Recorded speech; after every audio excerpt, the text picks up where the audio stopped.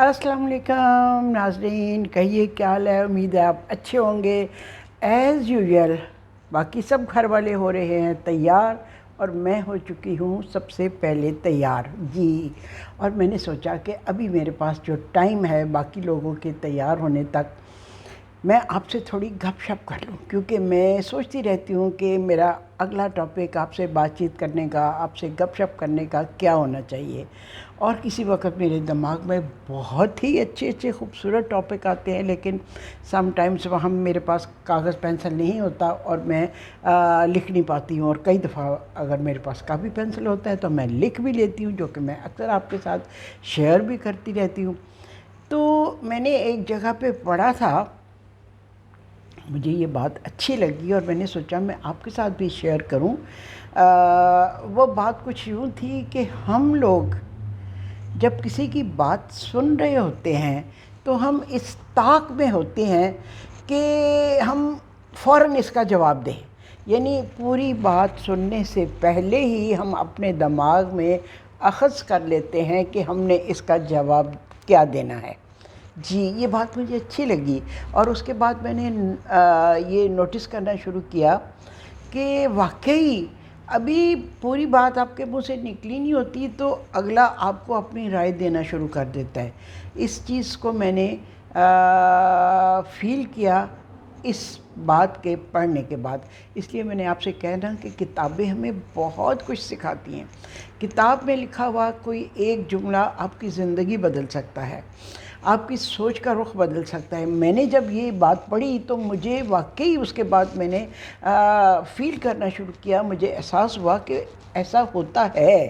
ابھی آپ بات کوئی شروع کرتے ہیں تو سننے والا بجائے آپ کی پوری بات سننے کے فوراً آپ کو اس کا یا تو سلوشن پیش کر دیتا ہے، یا اس کا توڑ پیش کر دیتا ہے، یا پھر اس سے ملتی جلتی آپ کو کوئی اور بات سنانے لگتا ہے۔ ٹھیک، تو اس بات کو لے کے میں نے یہ سوچا کہ آپ سے یہ بات کروں کہ ہمیں چاہیے کہ جب ہم کسی کی بات سنیں، کوئی ہمیں اپنی بات سنا رہا ہو تو ہم پوری آنکھیں اس کے چہرے پہ رکھیں، دل میں احساس پیدا کریں کہ وہ کیا کہہ رہا ہے، اور اس کی بات کو نہ صرف کانوں سے سنیں بلکہ دل سے محسوس بھی کریں۔ اچھا، ایک اور چیز ہے، ہم لوگ بہت اپرپٹلی سوال کر دیتے ہیں۔ کسی کو دیکھا، کیا بات ہے، تم بہت کمزور نظر آ رہے ہو، تمہارا رنگ بڑا پیلا نظر آ رہا ہے، یا پھر ہم کہیں گے کیا وجہ ہے، تم آج بہت اداس نظر آ رہے ہو۔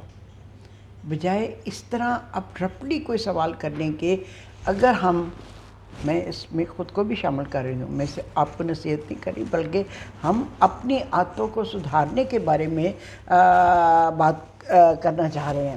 وہ یہ کہ ہم اس طرح پوچھ سکتے ہیں کہ آج آپ اتنے چیئرفل نہیں نظر آ رہے ہیں جیسے آپ روز ہوتے ہیں، از دیئر سم تھنگ، یا کوئی ہم جو جملہ کہیں اس میں ایک ایمپتھی ہو۔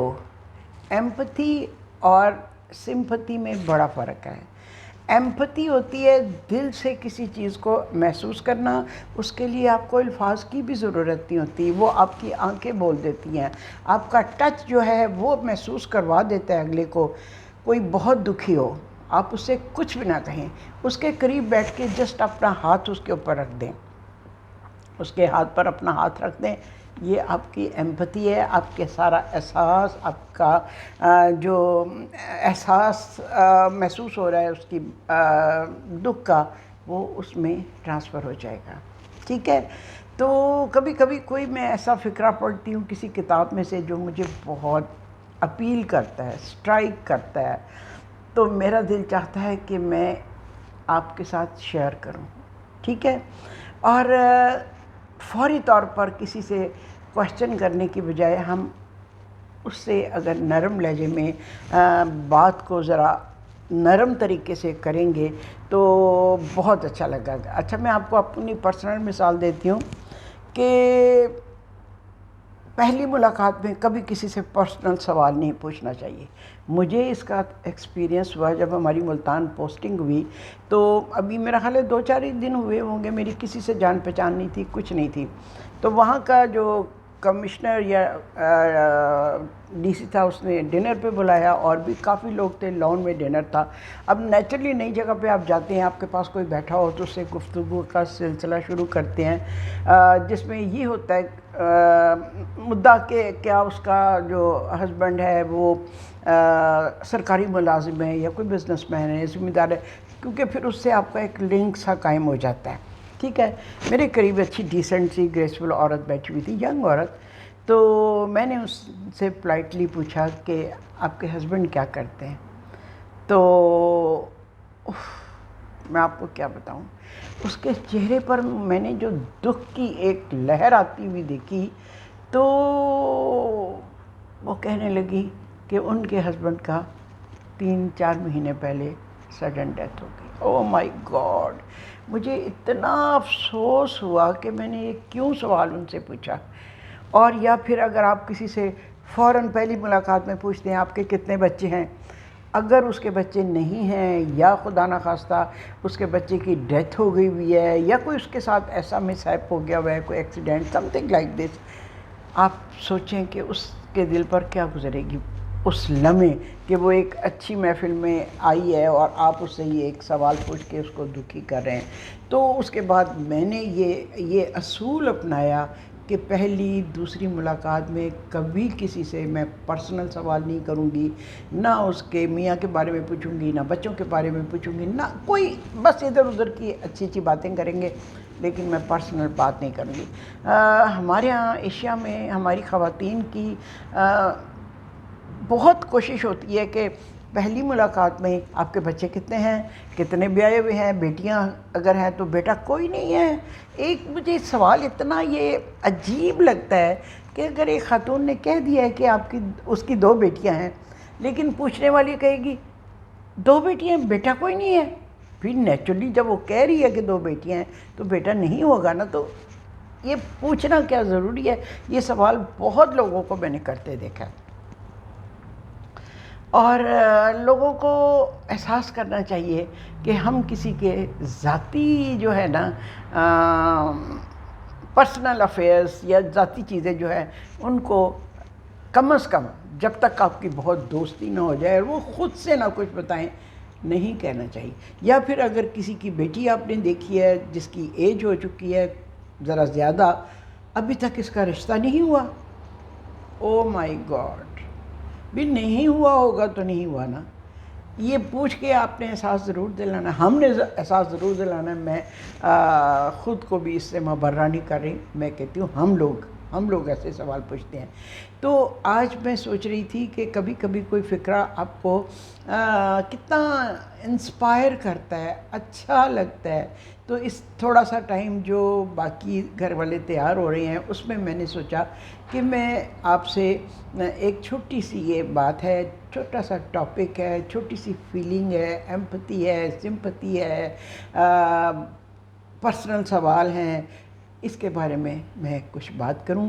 اچھا, بات ایک اور چیز ہے کہ الفاظ جو ہے نا اتنے کٹیلے یا زہریلے یا خوبصورت نہیں ہوتے جتنا لہجہ ان کو بنا دیتا ہے. اگر آپ پیار سے کسی کو کہیں گے نا بہت ہی بے وقوف ہو تم تو, جھلی ہو, اس کو آپ پہ پیار آئے گا. جب آپ اسے کہیں گے تم تو میری جھلی ہو. اگر آپ غصے سے, آپ کی ٹون میں سٹائر ہے اور آپ اس کو کہیں گے بے وقوف ترین, تو ہو ہی بے وقوف. لہجے سے بہت فرق پڑتا ہے. الفاظ وہی ہیں لیکن لہجے نے اس کو کیا سے کیا بنا دیا.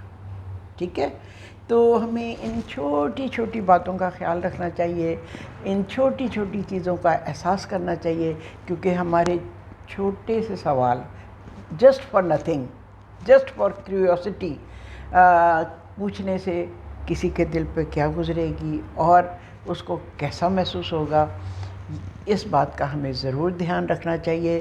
تو ایک بات جو میں نے سنی, میں نے پڑھی, اس نے مجھے انسپائر کیا کہ میں اس ٹاپک پہ آپ سے بات کروں، تو یہ مجھے موقع مل گیا. مجھے تھوڑا سا جو بھی ٹائم ملتا ہے میں چاہتی ہوں کہ میں آپ سے اپنی فیلنگز کو شیئر کروں، اپنے خیالات کو شیئر کروں، اپنے ایکسپیرینسز کو شیئر کروں. ٹھیک ہے؟ تو امید ہے آپ کو اچھا لگا ہوگا. اور میری اس شرٹ کا جو ہے نا کلر مجھے بہت اچھا لگ رہا ہے. اس کو دیکھ کے نا مجھے چائنیز پیچز نہیں ہوتے اس کا کلر یاد آتا ہے. اور یہ دیکھیں اس کے ساتھ اس کا بارڈر ہے دوپٹے کا اور شرٹ کا بارڈر ہے. تو یہ پہن کے تو ڈاکٹر صوبیہ کے گھر آج انفارمل ڈنر ہے. ٹھیک ہے؟ تو ادھر ہم نے جانا ہے انفارمل ڈنر پہ.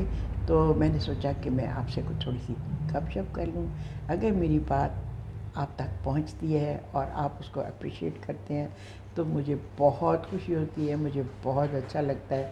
تو آپ میرے ولاگ کو سبسکرائب کیا کریں اور لائک کیا کریں تاکہ میں اور آپ سے اچھے اچھے ٹاپکس پہ کوئی بات کر سکوں. ٹھیک ہے؟ اور اپنی تھوڑی سی جو سمجھ ہے، جو وزڈم ہے، جو زندگی کا ایکسپیرینس ہے، وہ آپ سے میں شیئر کرتی ہوں. ٹھیک ہے؟ اللہ حافظ.